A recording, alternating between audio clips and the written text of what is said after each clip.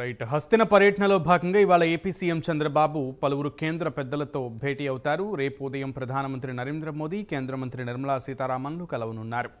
ఇంకా పలువురు కేంద్ర మంత్రులతో సీఎం అపాయింట్మెంట్లు ఖరారయ్యాయి.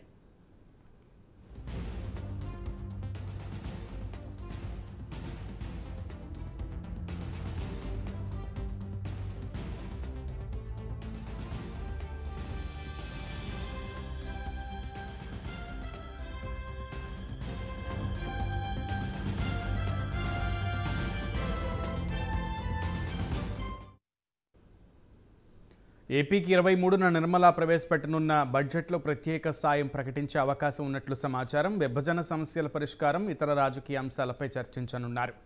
ఏపీకి ప్రత్యేక సాయంపై మోదీ, అమిత్ షా, నిర్మలతో చంద్రబాబు ప్రస్తావించే అవకాశం ఉంది. 2 వారాల వ్యవధిలోనే రెండోసారి హస్తిన బాట పట్టడంతో చంద్రబాబు పర్యటనపై రాజకీయ వర్గాల్లో ఆసక్తి నెలకొంది.